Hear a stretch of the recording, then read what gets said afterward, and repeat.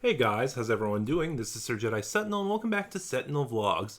Doing something tiny, a little bit different. If you didn't see the short I put out, or my first ever Classic Who review looking at Mark of the Rani, I will explain it again. I am not going to be doing an episode ranking for Doctor Who Season 2 slash Series 15 because of the sudden and abrupt ending of the Ncuti Gatwa era. And because his era is so short, I decided to rank every episode of the Ncuti Gatwa era. So the reason I'm not doing a Season 2 Series 15 ranking is because a lot of what I would say in that ranking would just be redundant with this list. Now, if we count Ncuti's two-parters as one story each, Ncuti had a run of 16 episodes. Two seasons of 8 episodes, or 7 episodes, again, two-parters count as one, which gives us 14, plus his 2 Christmas specials, which give us 16. So I thought a fun way to do it would be to divide that list into 2 videos. And as you can see from the title here, this list is the bottom 8 worst episodes. If I was going to do the full list as one video, this would be numbers 9 to 16. But before we begin, just because I am not putting out a Season 2 video, what were my thoughts on Season 2, Series 15? It was fine. Nothing really major, nothing all that amazing, nothing all that bad. Although I will say, Season 1, Series 14, was more consistent in terms of quality. And then Season 2, Series 15, had higher peaks and valleys. So, if I can try to explain this another way, because I'm not really sure how to word this properly. While Season 2, Series 15, was much more inconsistent, the highs of Season 1, Series 14, don't reach the best episode of Series 15, Season 2. But also, the lows of Season 1, Series 14, don't reach the lows of the worst episodes of Series 15, Season 2. So, like I said, Season 1, Series 14 is just stronger, but Season 2, Series 15 has higher highs, lower lows.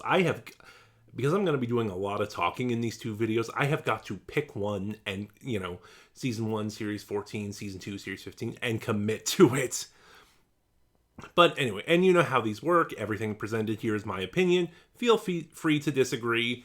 You know all this by now. You know how rankings work. I still like doing countdown lists as opposed to tier maker videos. So, without further ado, let's get started. Number 8. The Robot Revolution.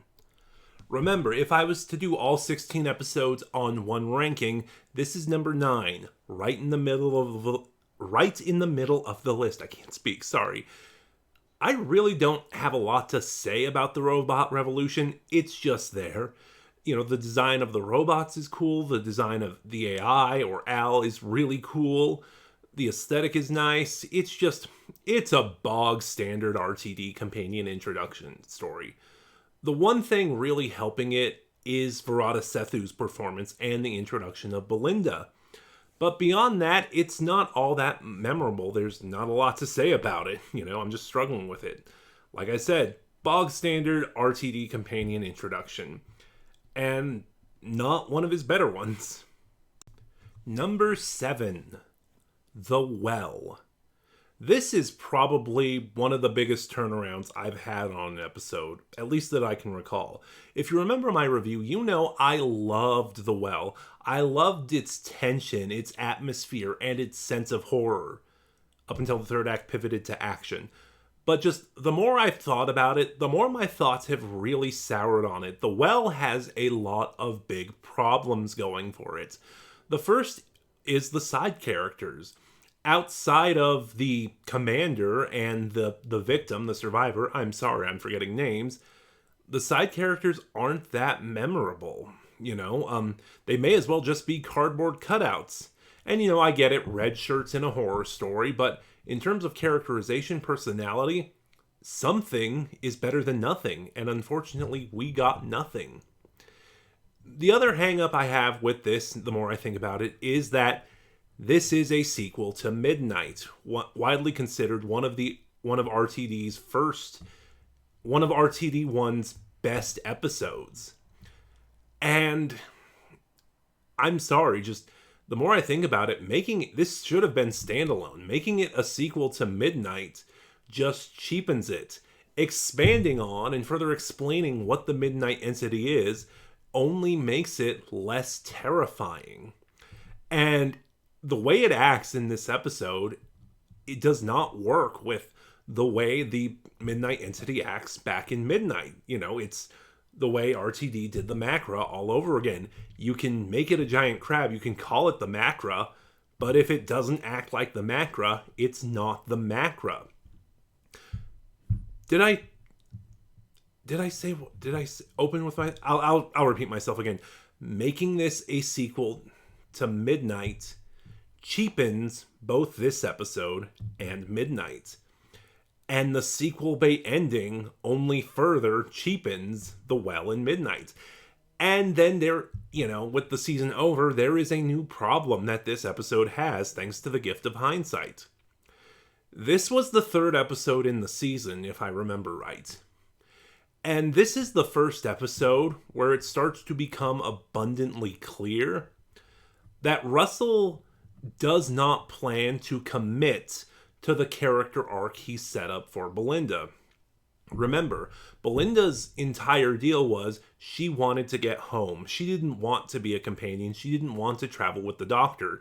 She was kind of scared of him. Remember, she was mad at the Doctor for doing a bioscan of her without her consent. She called him dangerous.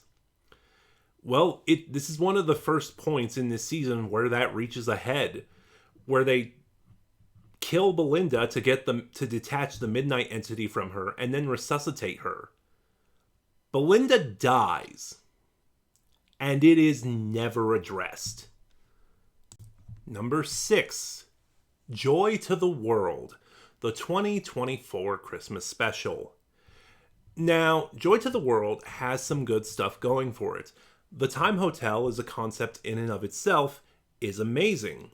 In fact, I'd say this is what I would do for a Doctor Who spinoff. A Love Boat or fantasy style anthology series where, the staff, the employees are the only constant characters, but every episode focuses on a different guest, just a Time Hotel series. And of course, there is the entire second act where the Doctor has to spend a year with Anita waiting for a time loop to complete itself. That is utterly phenomenal and is the highlight of this episode. It's everything else with this episode where it really doesn't work, especially with the titular character of Joy. Nicola Coughlan is a great actress, and she is obviously really trying, especially in the scene where the Doctor gets her to break away from the weapon, or whatever it is. I'm doing a lot of this from memory, excuse me, by really riling her up, driving her emotions. It's a good performance. But unfortunately, the big problem is Joy only exists to die. She is a sacrificial lamb. Like, this episode opens with Joy checking into a hotel, and as it's explained later, every year around this time, she has to check into a hotel because she can't bear going home. It's almost setting up this idea that giving up her life is a better idea for her, and it doesn't sit right with me. Like I said, Joy is a sacrificial lamb. And this won't be the last episode where we talk about shoddy politics. Number 5. To borrow a joke from my Series 14 ranking, babies. Sorry, space babies. Didn't find that funny? Don't worry. Ncuti Gatwa will only repeat that every minute until the end of the episode. Oh, the Series 14 opener. Man, this was bad. I feel like your enjoyment of this episode depends on how much you like RTD's style of humor. In thinking about it now, his very immature sense of humor. This is a man who thought, once he came up with Bi-Generation, hey, Wouldn't it be funny if in his debut, the 15th Doctor didn't wear pants? Was funny. And this episode is not funny. Also, this episode feels really rushed. It feels like RTD, for a season opener, is trying to speed run through as many of his tropes as possible. Like, this is one of the episodes where it's very clear that what he promised when he was first announced as the next showrunner after Chris Chibnall, he fails to deliver on. This is incredibly derivative of his first era in all of the worst ways, because it plays into all of his tropes I don't like. Well, at least as far as humor goes, not his story arc stuff or his character work. You know, that stuff I don't like. Don't worry, we're getting there. Number 4, our first two-parter, The Legend of Ruby Sunday, Empire of Death. So first of all, the big major problem, these episodes are billed and released as a two-parter, but they don't play like one. Like, beyond the fact that we get the reveal of the one that the one who waits was Sutek, Empire of Death basically says that nothing that happened in The Legend of Ruby Sunday, save for the Sutek reveal, actually matters. And I've talked about this before too. Like, Empire of Death just has a bunch of problems. Like, and it's like ideas that if you'd worked on it, ironed out the kinks, could have worked better. Like, I like that for all this build-up that we were getting, I like the reveal that Ruby's mother is a no one. I like that Ruby is no one special and has ties to no one special. The problem is the execution, because if she's no one special, why does Sutek care so much? Like, you spent all season building up Ruby was gonna be somebody, and instead, and making her an ordinary person, again, a decision I like, you executed it in the worst possible way. You know, I feel like this is what people who didn't get The Last Jedi were, how mad they were about the reveal that Rey was a nobody. But whereas that made sense and was executed well, this isn't. And then there is my other big problem with this episode, the thing I will never let go. So let's go back to Empire of Death. The more I think about it, Empire of Death is the worst episode of the two. But after the recap, after the opening credits, within the first minute of the episode, Sutek kills the entire unit cast. He then goes on to wipe out all life in the universe. That's neither here nor there, but let's focus on the fact he kills basically our entire cast of secondary leads. Now, I don't know how I feel about the trope of a reset button. I don't know if I think it's a cop-out. I don't know if it works in certain situations. So I will just say the execution here is terrible. In that first minute, by killing our secondary leads, Russell has just said, I'm going to do a reset button. And that's going to be the resolution. And the second he did that, I spent the entire episode going, you're gonna undo all of this. So I don't care about any of what's happening right now, because I know by the end of the episode, it's not gonna matter. From Ruby's finale to her beginning. Number 3, the 2023 Christmas special, The Church on Ruby Road. If you remember my video when I ranked Series 14's episodes, I said The Church on Ruby Road was the worst episode of the season. And I will stick by that.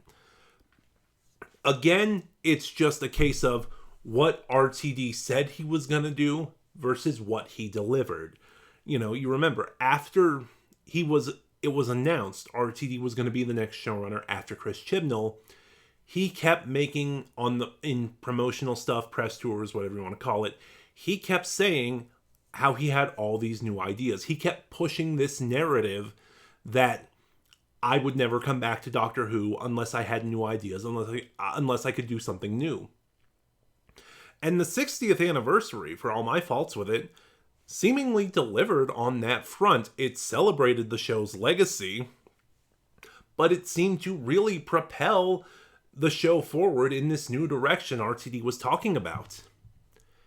And then we get the Church on Ruby Road, which, like Space Babies, is just incredibly derivative of his first era. So we get our first hint that RTD was lying about what he said he was gonna do.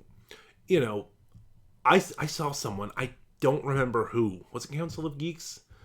I don't remember, but they said it best. I want the RTD who made It's a Sin.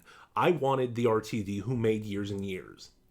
I didn't want the RTD who made Series 1 through 4. And that is what we got. And then, of course, if you know me and follow my reviews, you know I have this tendency to zero in on fine details, really small things that in the grand scheme of things mean nothing, and really focus on them. And that is one of my big problems with the Church on Ruby Road. This, just the way the third act starts. After the Doctor and Ruby stop the goblins go back in time to eat Ruby when she was a baby. And we spend a moment in this timeline where Ruby never existed, so Carla never adopted her. And RTD, seemingly for no reason, decides to play with some incredibly problematic tropes about foster parents. Now that she never adopted Ruby, Carla never became this generous, loving foster mother to all these dozens of babies she's fostered over the years. She hates doing it. She only does it for money. And actually, that was the end of the list. She hates doing it. She only does it for money.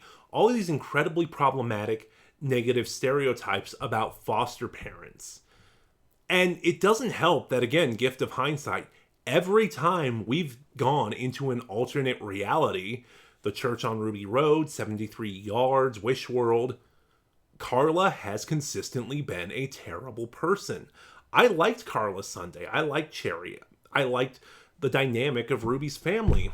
But also this idea that just, credit where it's due, this obviously happened by accident.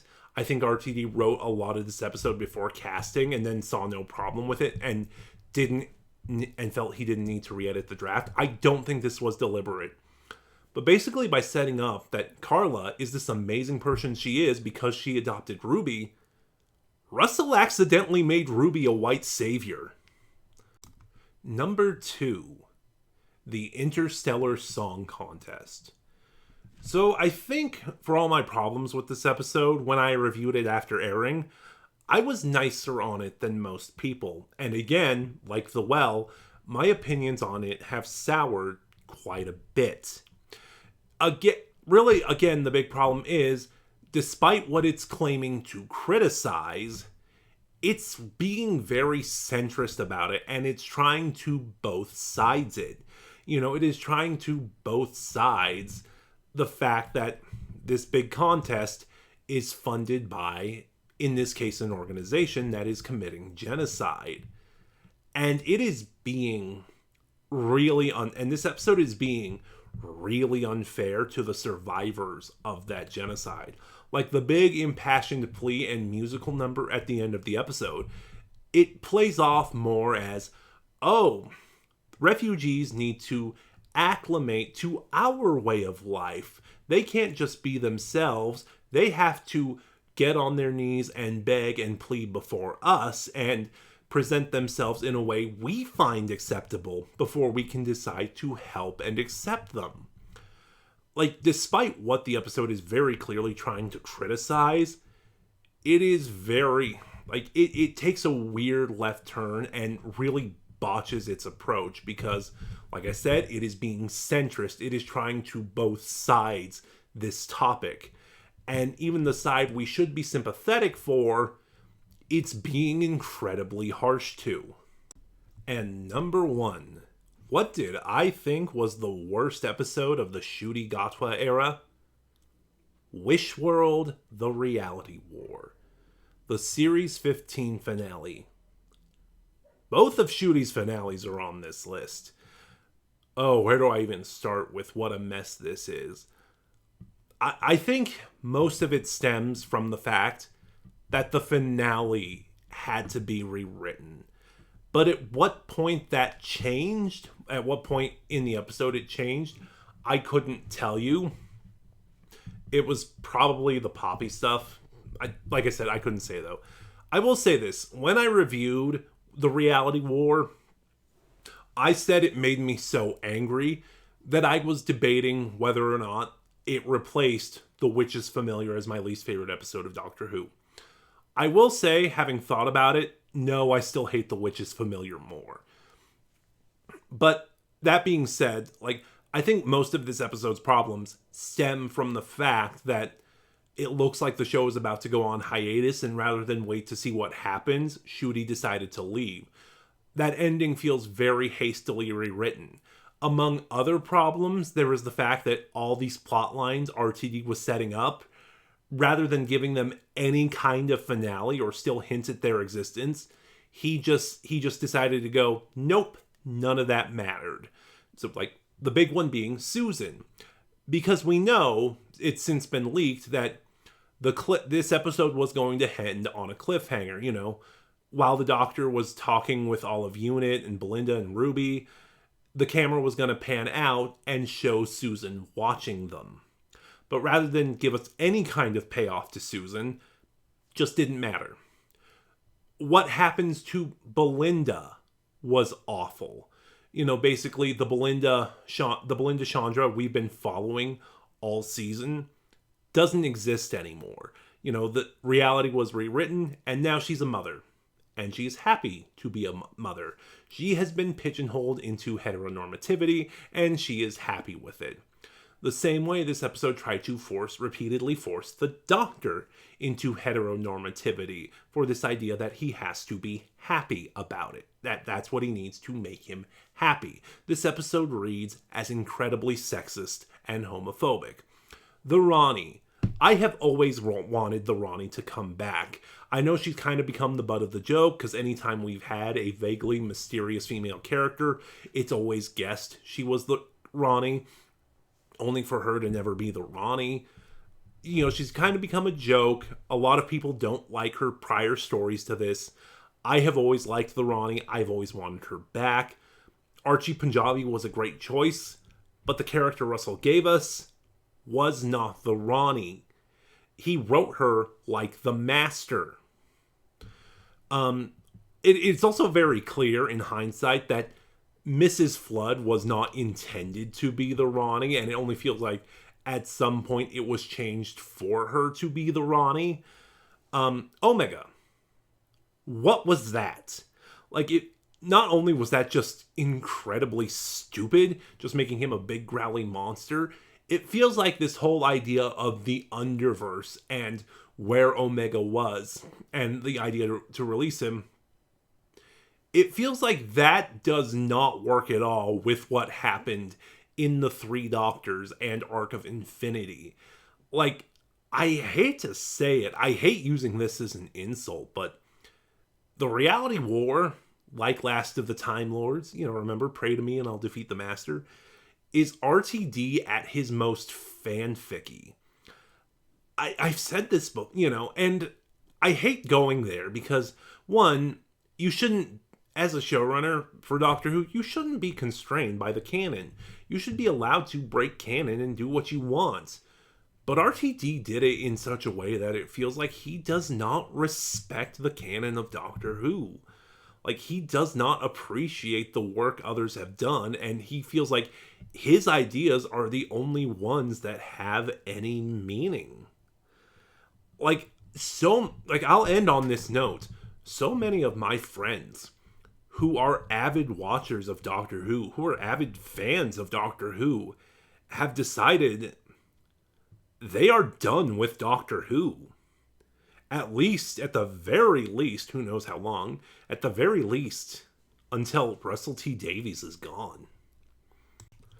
And there you have it. My picks, my ranking for the top 8 worst episodes of the Ncuti Gatwa era. What is your ranking? Share your thoughts in the comments below. You can either share what you think the worst episodes are, what the bottom 8 worst episodes are, or you can share your entire episode ranking. Please remember to like, comment, subscribe, click the bell next to subscribe to get videos when I upload, share the video around, all of it helps my channel grow. In the description box below, will be the link to my bluesky, where you can follow me and get updates on the channel. There's nowhere to go but up from here, so this is Sir Jedi Sentinel, and I will see you guys next time for the top 8 best episodes of the Ncuti Gatwa era.